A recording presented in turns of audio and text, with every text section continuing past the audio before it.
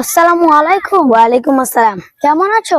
আর ভালো, চারিদিকে এসআই নিয়ে যা চলছে, এবার মনে হয় বাংলাদেশ পাঠিয়েই ছাড়বে। তাই তো, এসআই নিয়ে চারিদিকে যা হচ্ছে, বাঁচা বড় দায়। তা কোথায় গিয়েছিলে?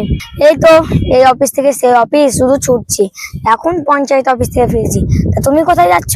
এই তো, বাপ দাদার কাগজ জড়ো করে জেরক্স করতে যাচ্ছি। কাগজের উপর কাগজ জেরক্স করতে হচ্ছে, কি যে হবে।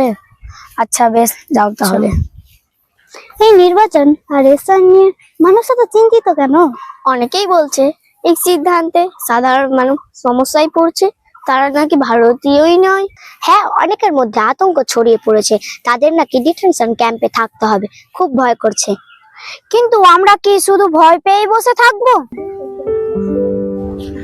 না বাচ্চারা, কখনোই নয়। যে কোনো পরিস্থিতিতে আমাদের তিনটে জিনিস মনে রাখতে হবে। 1 নম্বর হচ্ছে সচেতনতা, 2 নম্বর হচ্ছে ধৈর্য, আর 3 নম্বর ঐক্য। কিন্তু স্যার, যদি সিদ্ধান্তে সমস্যা থাকে? তাহলে আতঙ্ক নয়, শান্তভাবে সচেতনতার সাথে একসাথে আমাদের এগিয়ে যেতে হবে। সচেতন মানুষ কখনো ভয় পায় না, তারা যুক্তি এবং একতার মাধ্যমে এগিয়ে যেতে হয়। কি ঠিক আছে, বুঝতে পারলে? হ্যাঁ স্যার। আচ্ছা,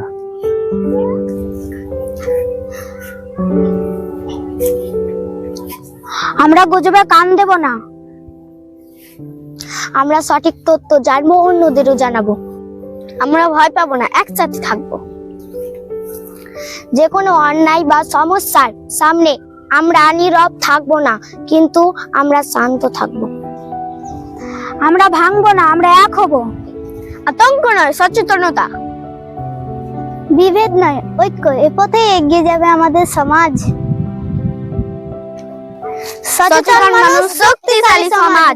ধৈর্য, ঐক্য আমাদের সবচেয়ে বড় শক্তি। সমাজে এই বার্তাটি পৌঁছে দিতে সবাই বেশি বেশি শেয়ার করুন।